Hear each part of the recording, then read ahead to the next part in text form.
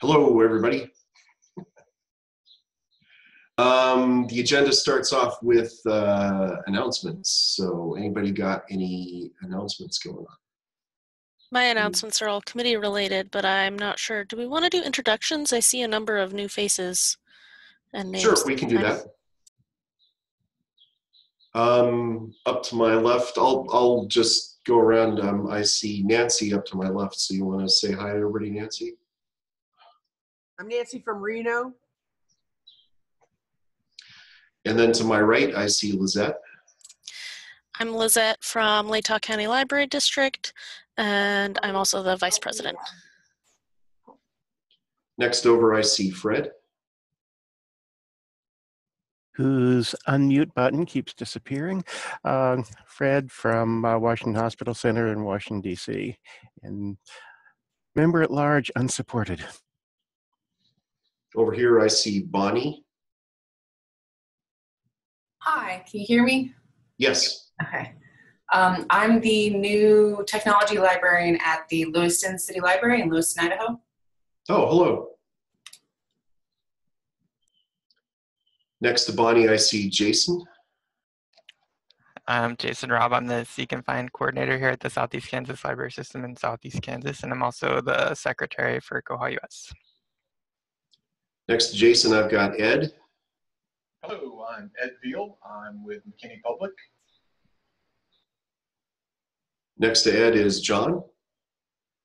I'm John from the University of Michigan's Kresge Library Services, and I serve as koha-US's treasurer. Over here, I've got Chris Rohde, who I haven't seen in a while. And you're muted, Chris. We can't hear you.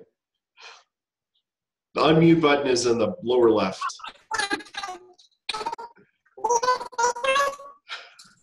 Well, we know who has the weird microphone problem now. Something's going on. We can't understand a word you're saying, Chris.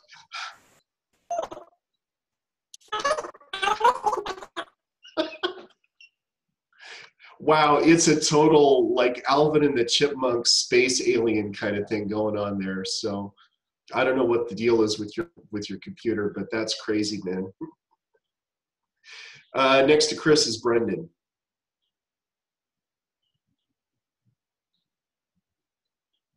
Hi, I'm Brendan Ford from Manhattan College. I do interlibrary loan and systems. And next to Brendan is Christopher Brannon.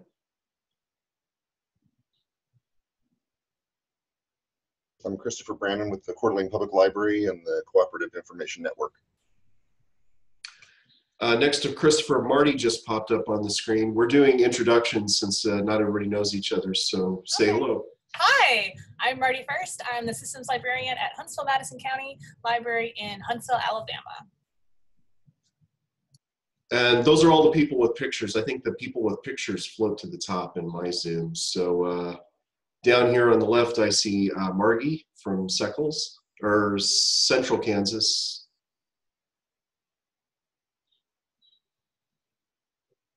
And because we can't see her. So next to Margie, I see Heather.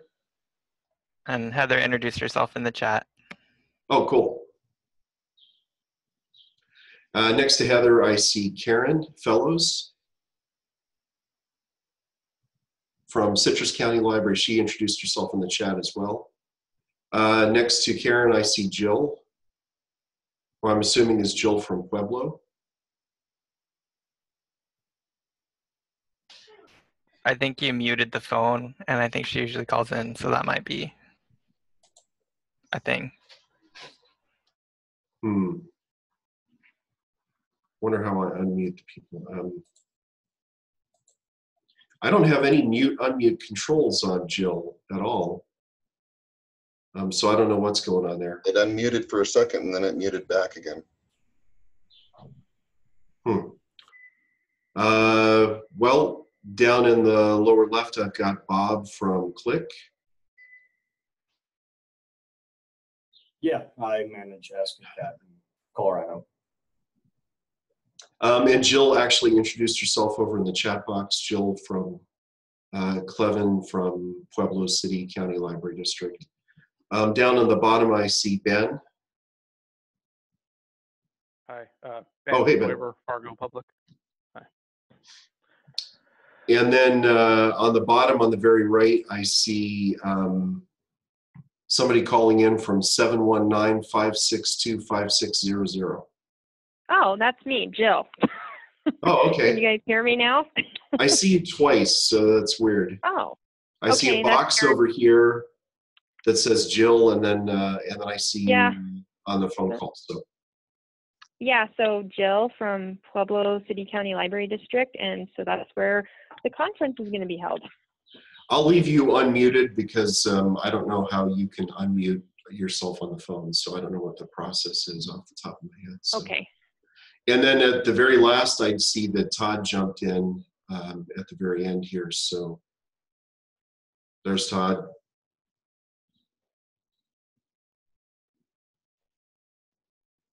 We're just saying hello to everybody, Todd, because we didn't know if everybody was here. So if you want to introduce yourself, that'd be awesome.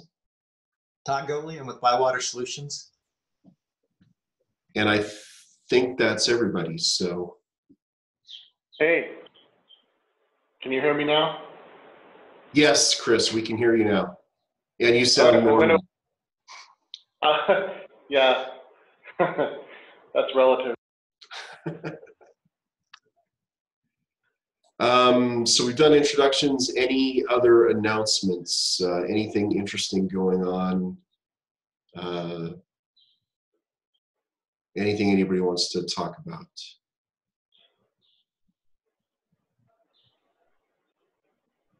All right, well, let's move on to conference updates. So the presentation proposal then form closed last week, or a little over a week ago, and we are meeting right after this meeting to go over those and to work out a rough draft schedule. We're planning on going live, or opening up registration at the beginning of July, so you should be getting more information in the next couple of weeks on the conference. And we got lots of good proposals, so I'm hoping we might be able to run 2 tracks like we did in Coeur d'Alene, since we've got a lot of good responses. Cool. One of the things that is also different, I'll remind everybody, is we're not calling the last 2 days of the conference Hackfest this time. We're calling it workshop days. So there'll be more than just, back-end hacking. We're going to try and do some things that are more hands-on learning, not just trying to teach people how to do sign-offs and rate patches, but anything else that people want to learn about, we can do more unconferencey kind of things, more workshop kind of things. So, hey George. Yeah. If you don't mind, Lucas with Bywater Solutions is interested in doing either a presentation or just doing one of the group breakouts, and he'd like to talk about the user interface. He wants to have a user interface focus group at koha-US. Yes, we talked about doing that as a roundtable or some kind of workshop. So I think that's on our agenda at the conference committee. With Lucas? Because he said he hasn't spoken to you yet, so he wanted I think I have it in my notes. I communicated to Lucas via Margaret, essentially. Margaret was interested in doing something like that, but she isn't going to be. She said I was supposed to email him, but I've had kind of a hectic, bad couple of weeks. I fell off a ladder a couple of Saturdays ago and ended up in the emergency room. Sorry about that. Well, as long as you have this penciled in, he wanted me to remind you, so he just sent me a note. So you got it. That is on my agenda for the conference committee meeting. So, anything else as far as conference updates go? In case anybody didn't see, on our page on the website, which I'll just put in real quick, we have a page for the conference now, and it has our information for booking the group rates at the hotels, and also a link to like a Airbnb search because Jill mentioned that there are lots of good like Airbnbs in the area. So that's on the website, which I put in the chat there, and also has more information, and that's where we'll keep posting in addition to, you know, sending out emails, etc. Cool. Did anybody go to KohaCon in Dublin? Todd did. I watched live 2 of the days. Yeah, I watched parts of it, not exactly live. I did enjoy like the 90-minute lunch break. Yeah. Yeah, they were having like 90-minute lunch breaks and like half-hour breaks at certain Yeah, I tuned in and I watched like the keynote, and then there's like 90 minutes of dead air. Yeah. That was pretty awesome. But I think I'm hoping we can do something like that where we can make sure that everybody that can't be there has a chance to attend in that fashion. So, and the conference committee too, we're going to talk about, I had an idea for a keynote that we'll discuss today. So, so hopefully we'll have a pretty good conference and we'll get some things going there. So, anything else, Lizette, with the conference update? Not today. We should have more information for you soon about the schedule. Okay. Well, the next thing on the agenda is development voting. So, Lizette. Yeah. So we're in the middle of our first development cycle as per the process that we approved about, was that about a year ago that we approved that, I think? We opened the proposals in January, and then it's been kind of a slow process because this is the first time we're doing it and we're learning lots of things. But we have 4 proposals that we had more. Some of them were already going to be fixed in 1905, like they were already pushed to master. So a couple of them ended up getting dropped because it turned out that they were already done. But that should be going out to members today. We're going to do ranked voting. It's going to randomize just like with when we did the conference voting, it'll randomize for each person. There's like one that's about $2,000 about OAI PMH for exporting records to things like EBSCO Discovery, include suppressed records. We giving the option to exclude those records.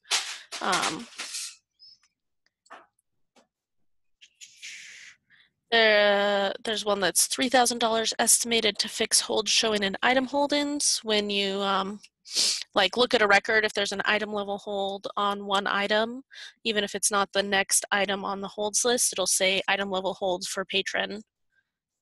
In us, it shows as a barcode number. And even if it's not the next hold.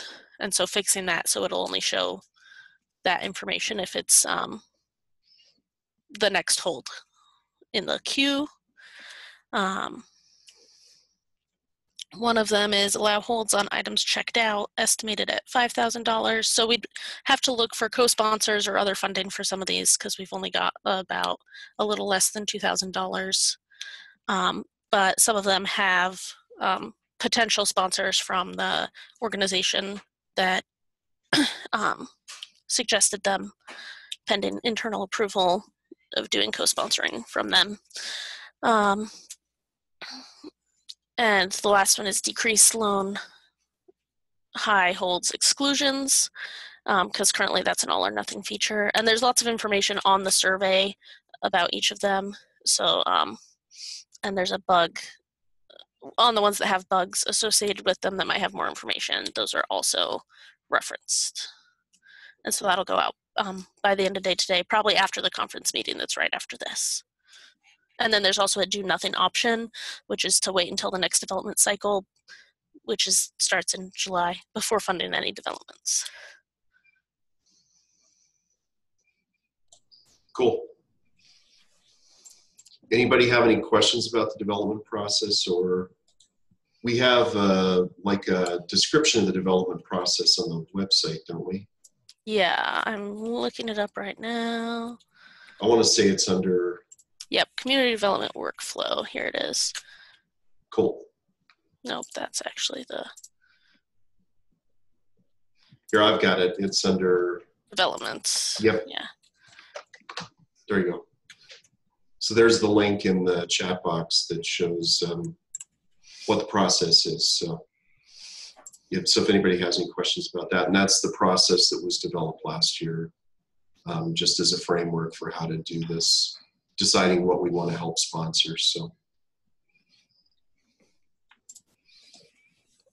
So if nobody has any questions about that, I guess we'll just look for the email later today. So then we're on to committee reports. The first one is conference committee. Is there anything else other than this meeting? We're working on coming up with, as part of our process, coming up with kind of a blueprint for, when future conference committees should start doing certain parts of the process so that we can have that guideline. Because that's something that's been asked about a couple times, like when do proposals open? When does voting happen? And try and kind of standardize that so people can plan ahead. And the committee can have a blueprint. Right. And then for the development committee, we just talked about development voting. Is there anything else from the development committee? So, well, then the next committee down the list is education. So we've been working on continuing to update the website. That's kind of our big thing right now on the Learn From Us page. Jason and I have been going through and updating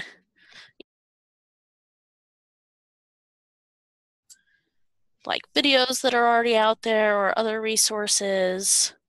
Like, just as an example, this is the very nice OPAC page that Jason put together.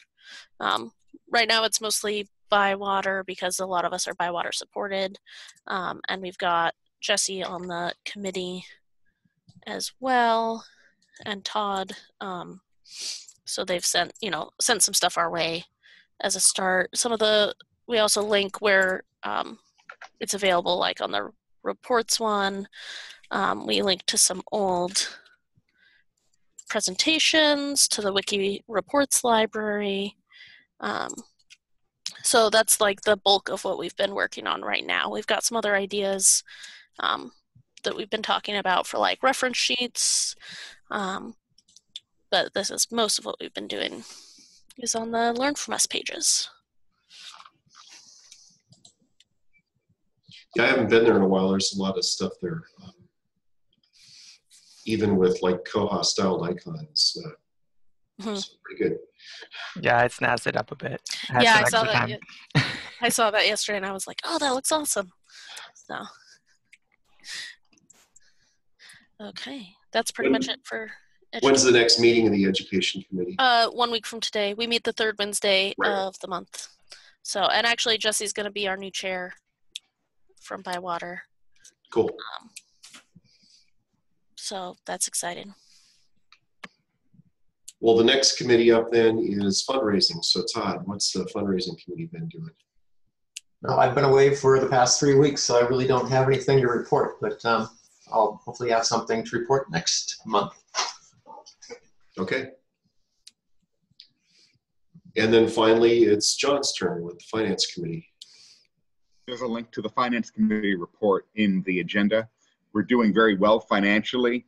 We've hit our membership goal now for the year, which is a delight to report. You'll recall the preliminary budget figured we'd get a good number of people either renewing or joining in the first half of the year, and then some more joining around conference time. But we've already got between in process and even new members that have joined since May 31st, we've got over 60 members now, so that's fantastic to be able to say. You'll note the bank account is very healthy. That bank account balance does include the approximately $1,900 that is set aside for developments. So we're doing very well there. Most of the money, of course, is still coming from memberships. We haven't opened conference registration yet, and we didn't have a self-contained conference last year. So all of our income to date has pretty much been memberships. One very generous donation that was talked about, I believe, 2 months ago, and then our quarterly Amazon Smile distributions. With regard to Finance Committee activity, we are now in compliance with both the federal government as a 501c3 nonprofit organization, as well as the state of Kansas, which, since we're incorporated in the state of Kansas, requires us to file a nonprofit annual report. That's all been taken care of, and so now we don't have to worry about compliance issues until next January, when our next tax year closes. We're also in the process of reviewing the bylaws and are putting together a draft of changes to create a new board position called Financial Manager. The board positions here, according to the bylaws as modified last year, call for 2-year terms for things like the treasurer with a certain number of renewals. Creation of a financial manager position is meant to ensure the stability of the organization financially, even as the board positions change half one year and then half the next. So we're in the process of putting that together. I talked to Christopher about this when he was president last year, and he said, go ahead and go forward with that. So that's what the Finance Committee is doing, and we hope to have recommendations for this position as well as any required bylaw changes by the end of the summer. So that's pretty much it from the Finance Committee. Things are looking very good. Cool, thanks, John.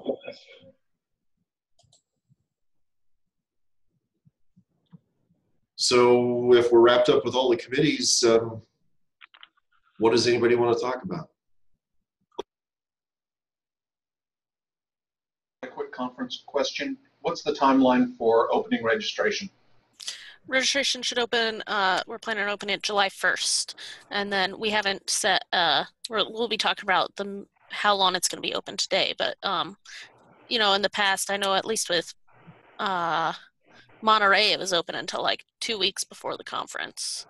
And then even then, I actually ended up, because I had just moved into this position and I just didn't have a fancy name tag. But they still let me come because that was really why they had set a deadline, was so that they could, you know, make sure they had enough like printed materials for people. So we haven't talked about the end deadline for that, but that should be opening up the 1st, which is just under 3 weeks away. We did, hold on a second, I need to mute my phone.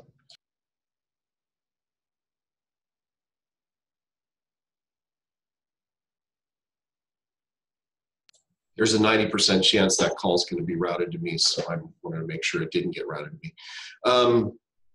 I think we did come up with a price structure already. The conference committee talked about that to cover the costs that were going to be incurred at Pueblo. So do you know if we have that handy, Lizette, so we can let people at least know that? I am. She's looking for it. So it was a small amount. It was, I think, like a $20 for members or something like that, or it might have been $25. It was a minimal cost. It's a two-tiered system. The only reason I was asking is I'm not going to book hotels until the conference registration's open, so I can get people registered, then book hotels. Okay. That makes perfect sense.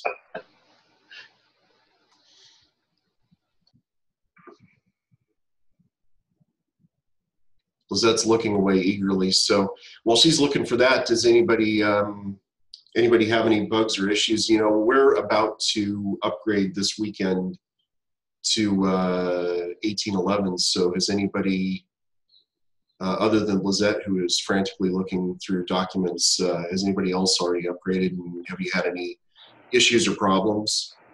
We've already upgraded. We've not had any significant. It's because we upgraded a while ago, and I'm looking back through to see what our bids were. I think everything that we had an issue with has been hot patched or has been fixed in maintenance releases. So nothing comes to mind immediately of, oh yeah, we've been dealing with that since the upgrade. So yeah, but that's what early adopters are for. So yeah, the only thing we've noticed so far, we upgraded Sunday night, so we had a couple of days. If something, because we've got 2 locations and we don't float things, if something was checked in at one location and was supposed to be routed back to the other location, and there was a hold on it, you could cancel that hold. You know, if it was supposed to be picked up at the other location, you could cancel it and keep the item here. Now it's, no matter what, it's routing it back to then have it route back, which we're trying to figure out if that is tied to some of the new floating stuff, and it just seems odd. Okay. In the chat box, Heather says Bywater upgraded us last weekend and everything's great so far. So John and I found, or John sent me the information right at the same time I found it. The cost for the conference will be $35 for members and $55 for non-members. And of course, membership on July 1st will go down to $12.50. So if you haven't joined yet, you should do it before July 1st. But if you do it after July 1st, the membership will, the cost of the membership will make up for more than the difference between the membership and the non-membership price for the conference. The only problem we've had that hasn't been fixed actually came not from the major update, but from one of the security updates later. We're having trouble with transfer slips when they're not holds, where the branch information isn't printing on, or most of the branch information isn't printing on our transfer slips, and we're still working with Bywater to get that figured out. Because it's not something that they've had reported from other libraries. And it's just the non-hold transfer slips, yeah, and if we like confirm the hold and don't print the slip and then check it in and print that slip, it's printing correctly. That is weird. So it's very weird, and we found that seems to be the only early adopter, or not early adopter even, that's having trouble with that. So. Yeah, now you're making me want to run downstairs and see what my transfer slips look like, because I haven't gotten reports that they're weird, but. Oh, I'm sure you for like 3 weeks, so trying to get it figured out. Yeah. Well, our test server's already been upgraded, and I've been meaning to print those, but I haven't tried yet. So that's probably a problem with some of the old code in the transfer slips that somebody wrote before you even had that job or something. I don't know. Yeah, I have gone through and rewritten some of it into Template Toolkit to see if that fixed it, and it did not. But I haven't totally redone the whole slip, just the part at the top. So it might be that it's something else that's causing the problem, still within that code. So that's a big problem there. Well, any other bugs people want to talk about? I had some that I talked to Bywater about that I probably should have written down. One of them,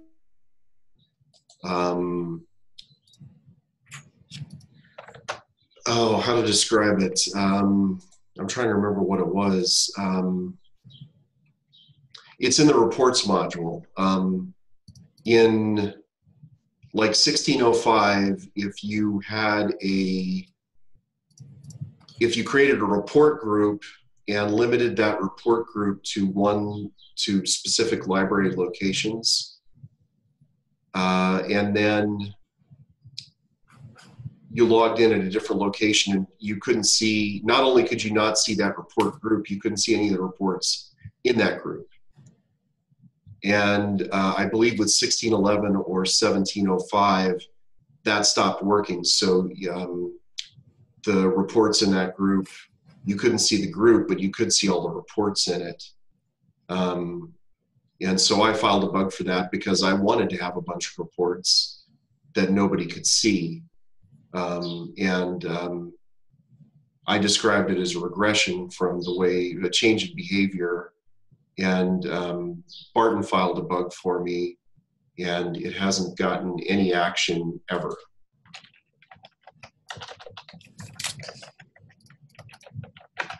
And I'm sure that now that I'm talking about it, I will never be able to find the ticket while you guys are here to give you a ticket number on Bugzilla. But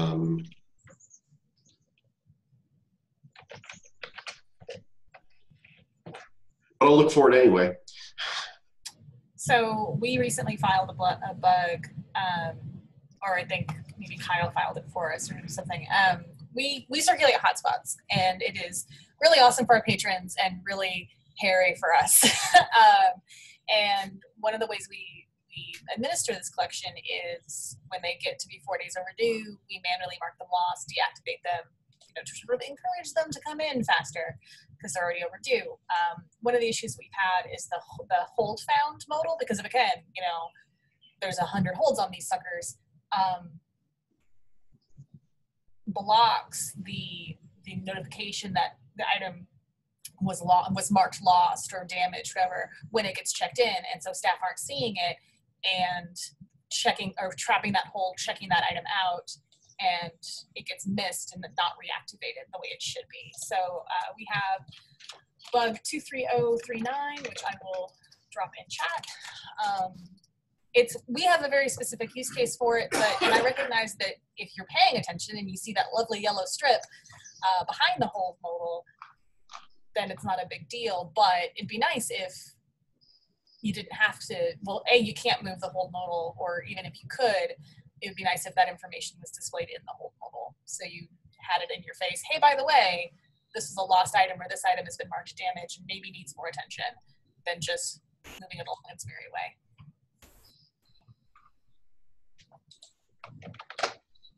Interesting. Yeah. I think that might be related. I know there's, I think the patch that Christopher wrote to try to fix the that problem when you were writing the patch in Portland, I know somebody complained about the way that changed one of the modals, and I'm wondering if that's related to the same issue where it moved what used to be part of the page into a modal, and some libraries don't want to have to click OK to make the modal go away before they check in the next item. They just want to be able to ignore that text on the screen and go on to the next check-in. I found the bug I was looking for. There it is in the chat box.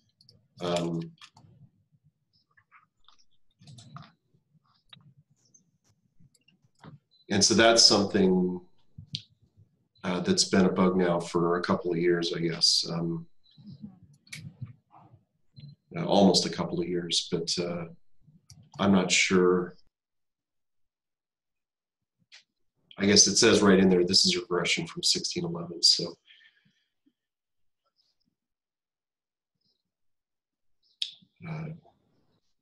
so there's that one too. But nobody else has any bugs? I mean, I'm sure I could find plenty of bugs to talk about. I have something, it's not necessarily a bug, but it's something that I'm planning to submit an enhancement request on. We had recently had several of our libraries move over to no fines, and so I had to rework all of our circulation rules, and that took about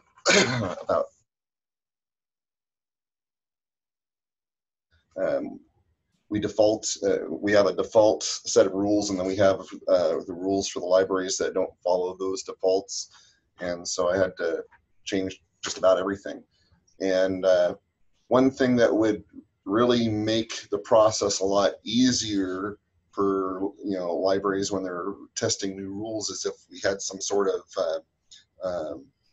profile for rules, so that we could set up a set of rules and then switch the profiles so we could quickly change the rules, and we don't have to do something during off hours because everything's in transition for 2.5 hours. It would be nice to have that profile so you could just, okay, I've set up everything that I want, and quickly switch, test your rules, and if something doesn't work, you can switch back if you needed to, if something went hairy. But I think nice down the road, so that libraries could revamp their rules. And rules are something that as you go, this library decides to do this, or this library decides to do that, and you change over time. And our rules were growing exponentially, and when those things grow like that, it's a good time to reevaluate the rules and decide, okay, is there a better way to streamline the rules so that they work better, and you're not managing so many different rules and trying to figure out why isn't this working the way you want.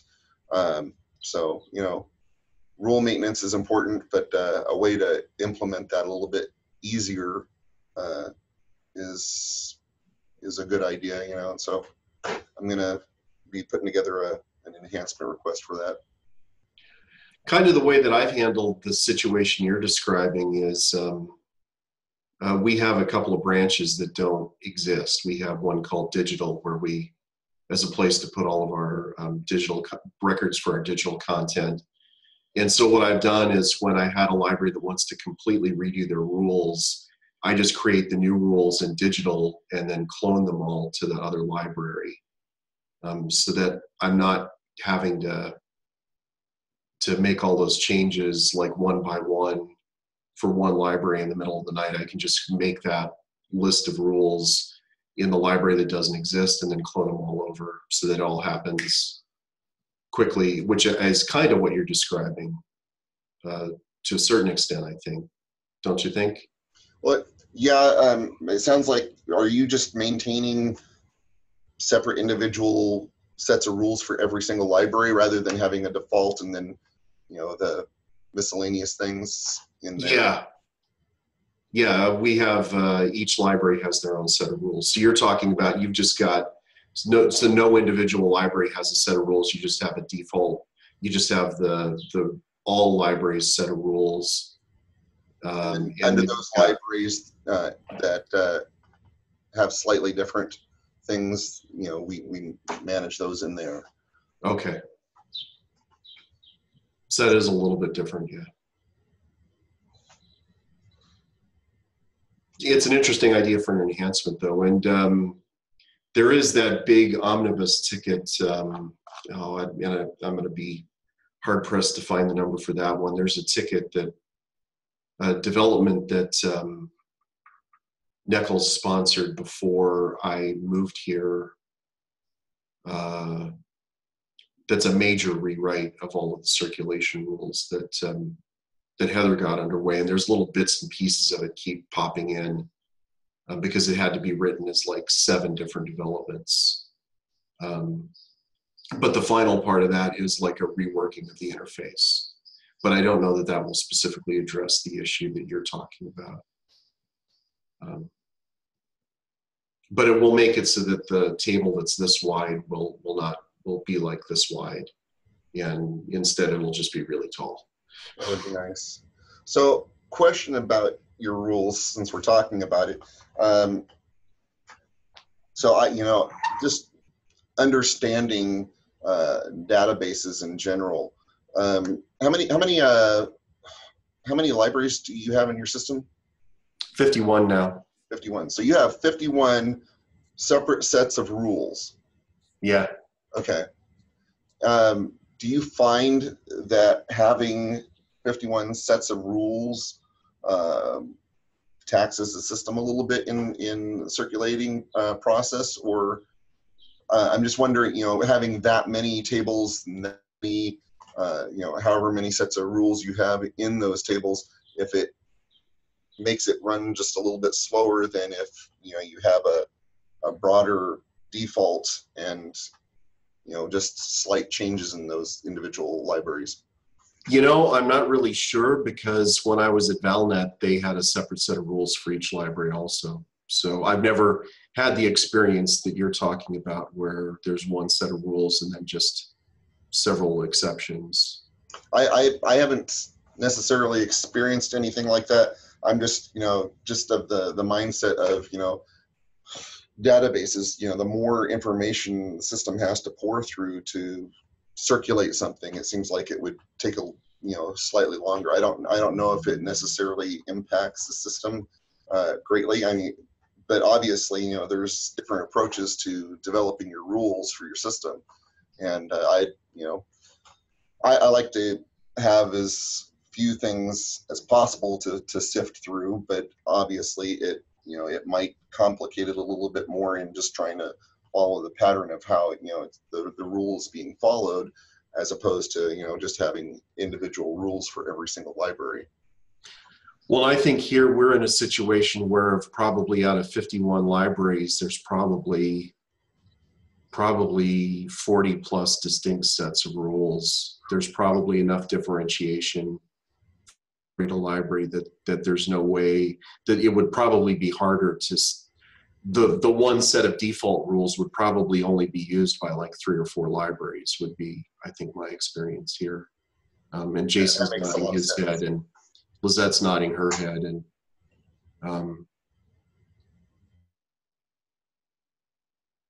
so it can be like a colossal pain in the ass is probably the only way to describe it. And Lizette's also nodding her head there.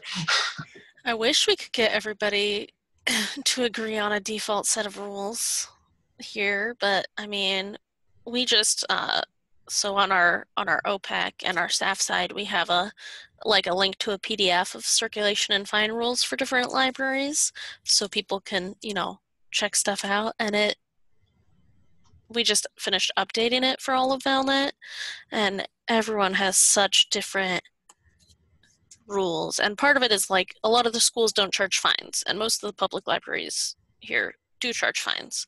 And so like a lot of the differences are in like the schools often allow longer checkouts because they're checking them out for like projects for school, and the public libraries don't.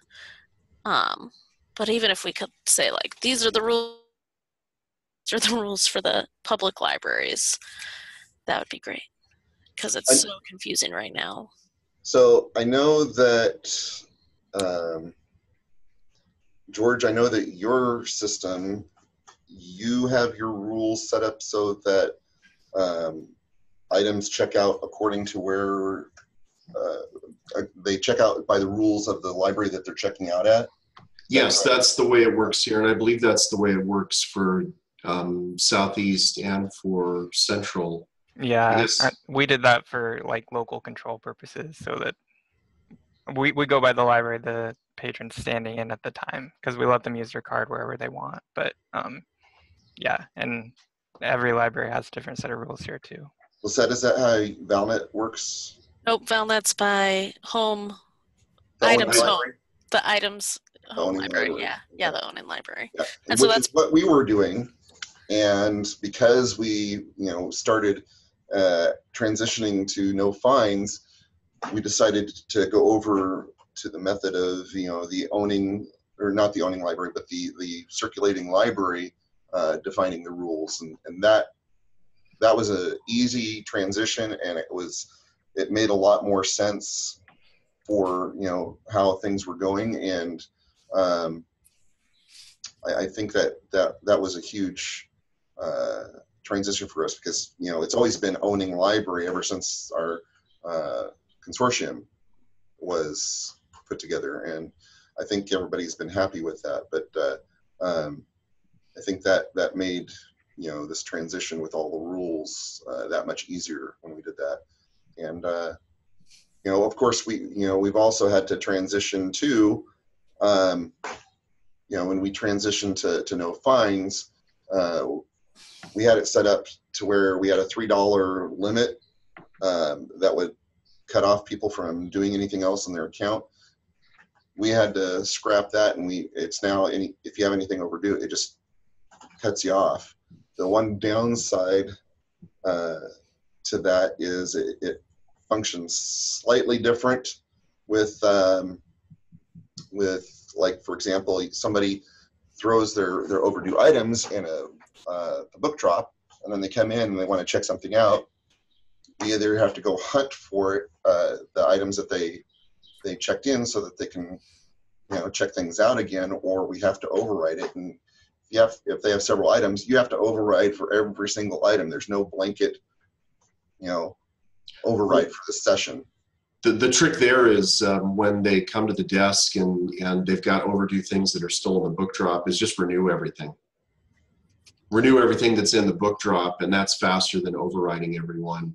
If they have a renewal, we have one renewal. Or use batch. That's what I do, because then you just have to override once. But we actually turned that. We used to have that on, and we turned that feature off last year or earlier this year. Because it was causing problems with, like, we were having overdrive limit by that too, or like the self-check. So if they dropped off the book in the self-check or in the book drop and then came in and we hadn't checked it in yet and we're trying to use our self-check machines, they can't override it. And like that was a headache. And so we actually took off the if it's overdue, you have to override. And got lots of positive feedback from our staff on that. When you went to no fines, did you change how long something is overdue before it rolls over to lost? Here, I think, no, we haven't changed that at all. Some of the libraries have been talking about it, but since we're in the initial stages, we're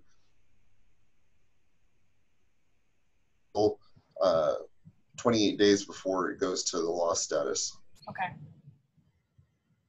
I'm curious here, has anybody set up auto renewals in Koha?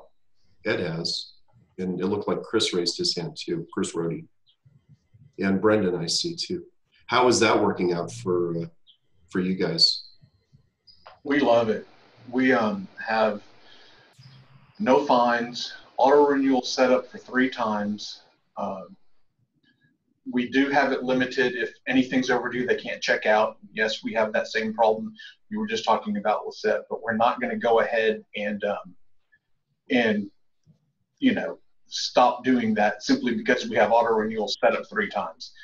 Unless it's only a problem when there's a hold on something, and then it doesn't renew, and then all their stuff doesn't renew, and then everything becomes overdue.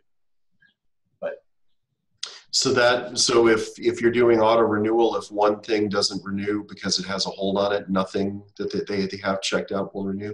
I haven't double checked. They set that up literally a couple of weeks before I started. Oh, okay. I went back and double checked it, but I mean that's the way our setup is functioning, and nobody has complained, so I haven't bothered to dig into it. Don't rock that boat. There's a setting in there, to allow or not allow renewals if something's overdue. Right. Could part of it, and I mean, there's a logistical thing, could part of it be solved with just patient education of, hey, if your stuff is overdue, rather than stick it in the book drop, bring it to the desk. And that way it's a straight in out situation. And that's what we do. Okay. And it works very well. Most folks will bring it in. They say, I think this is overdue. Can you check it? And we'll just ask for their card. Mm-hmm. We'll pull their record up and see if there's anything overdue. Most of the time, everything is auto-renewed. We go, it's not a problem. Thank you. Oh, yeah, you have something overdue. Give us a few minutes to get all these checked in before you try to check out. And they're happy. Cool.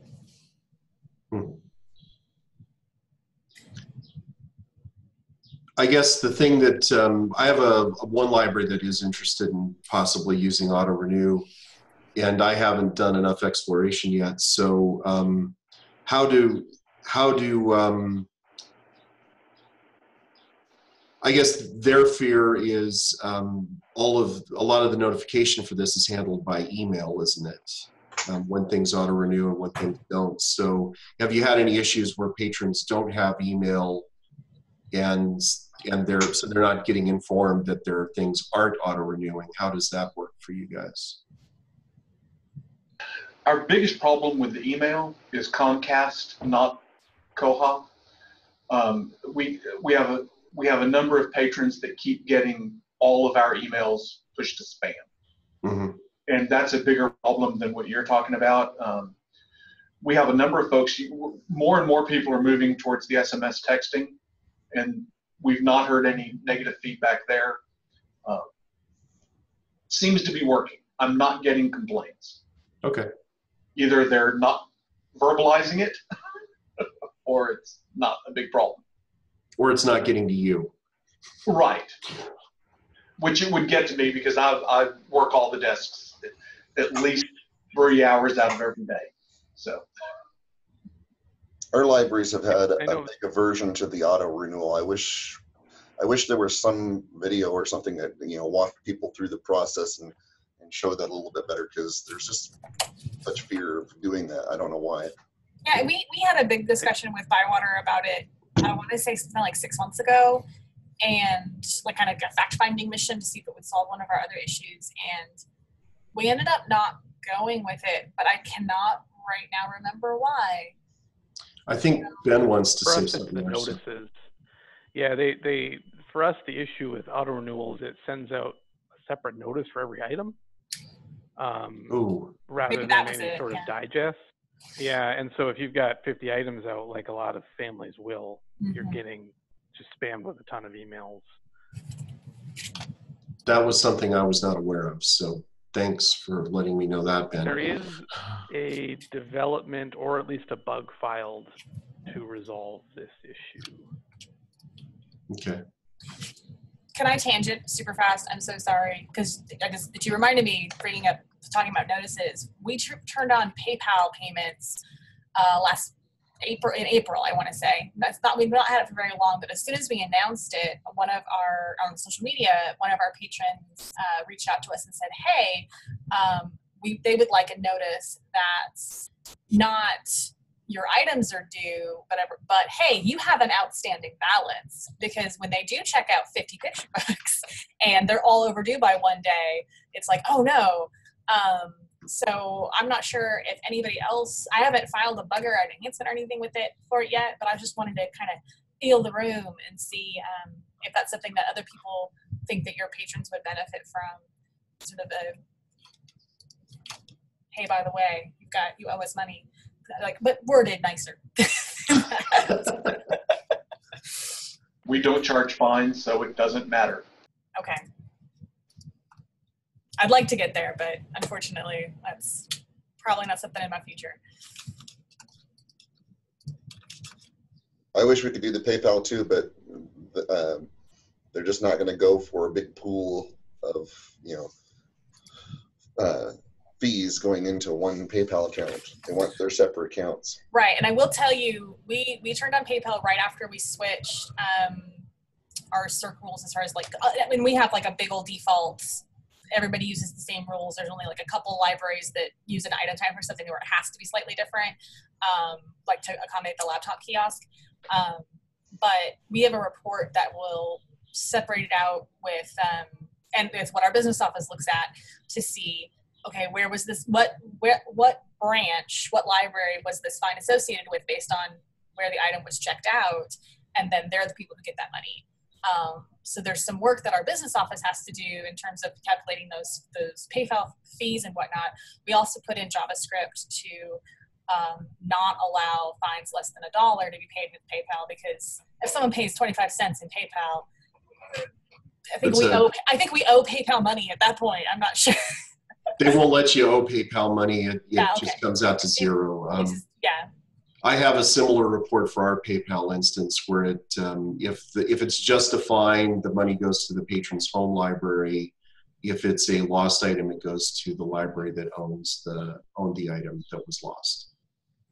And then I'm supposed to work on distributing that money quarterly, but with time being what it is, it's working out to more like twice a year. Yeah. Our bookkeeper, finance person for our consortium doesn't want to do all that. They don't have enough time for what they have already, and so that was the stopper, unfortunately. Yeah, fortunately for me, the person that does the bookkeeping here started after we did the PayPal conversion, so she has no place for her to register an objection to that. Our bookkeeper is amazing, and I love her dearly. We're already using PayPal for events, and I think our Friends memberships can be paid that way. And then we're also using Square at the desks. So for her, it was just, you know, rolling one more thing into her workflow that she was already doing for these other bits. So getting the right report out of Koha was was crucial so that she could, see what she needed to see. But so far, she's not complained to me. So the things you're talking about. How much money are you talking about? Collecting through PayPal? Yeah, or fines in general. Yeah, give me. Oh well, I don't know if I've got totals. Fines in general for us is thousands, so thousands per year, probably tens of thousands per year. Okay. The thing that I like about PayPal over Square, we have a couple of libraries that are using Square, and the thing about Square is that you do the transaction and then you have to also reconcile the fines in Koha. And the thing about PayPal is that it does both at once. The fine is paid and the Koha reconciliation happen at the same time. PayPal charges you more though. Yeah. So there's that. The library that we have that uses it the most, the way that they handle it, they don't have Square, and they don't have Square specifically for that reason, that the director was worried that people would take the money and then forget to do the reconciliation of Koha. And so what they do is if somebody comes into the library and they want to pay with PayPal, they hand them a tablet and help them log into the OPAC on the tablet and have them do the transaction through PayPal right there at the circ desk on a tablet, so that way they don't have to have Square and PayPal. They can just do everything through PayPal on this tablet at the circulation desk. And they're doing probably like $400 or $500 a month on PayPal in our system. They're really going after it because it was, they felt the easiest way to start accepting credit cards for fine payments at their library. We've had Square for as long as I've been here, and I don't know when that got implemented as our credit processor at the desk. So I don't know if we'll ever move, but we use it in Square Register, so it's not just credit processing, but all the cash transactions, everything goes through that. So I can say that we turned on PayPal April 19th, and for the month of April, 8% of our 8% of our transactions were PayPal. So it took off. I don't know. I don't have numbers as far as amounts go, but that was arguably minimal promotion on our part. People just. Here in McKinney, we have a dream, and it is to stop taking cash and change. Not going to happen anytime soon, but we would really like to just run everything through some kind of credit card machine. The problem we've got is we've got Envisionware to manage our printing, and of course we can run a credit card through that, but then if they want to pay, we've got all these different systems that don't all tie together. And until we can get them to all tie together, and then we say, use this machine to take care of everything. And then we don't have to do a cash balance. It can all go to the financial people, and they can deal with it. I say we go back to chicken and vegetable payments. Bartering? No, because then I would be accountable for every freaking chicken. I don't want to deal with any of it. I want it to all go to somebody else. How do you divide a chicken against 12 branches? One chicken. Butcher knife. Yeah. A leg. I want the leg. The leg. Got 2 thighs, 2 breasts, the neck, the giblets. So, no, I'm going to take that part of the chicken and give it to Baker and Taylor so they'll give me more books. Is that how that works? Yes. Well, Heather, in the chat, Heather says chicken soup. So now libraries are going to have to hire a butcher? It's not in the budget. It's not in the budget. Let's just grind it up. We'll just pay him with chickens. We're at 11:30, so the conference committee does need to meet. Otherwise, I'd be happy to carry on this chicken and maybe possibly move into cattle and sheep discussion as we go on. But the conference committee does need to meet, so anybody that wants to stick around for that, you're welcome to join us. But we will probably not be talking about barter during the conference committee meeting. So good to see everybody as always. And our next meeting will be the 10th of July, right? So see you all then. By then we should have the registration for the conference open, and we should have an idea of who the speakers are going to be. And we look forward to seeing everybody in a month. So 1 chicken for non-members, or for members, and 2 chickens for non-members. I think this is a whole presentation right here, Christopher. You can get us a barter system presentation at the conference. So. So do you get something special if it's a duck? Well, you'd have to make sure they were live when you took them on the airplane, because you're limited to 2 carry-on. Oh God, that's horrible, Fred. I'm unmuting myself just to comment on that. Oh my God. See everybody else later. So who's sticking around? We've got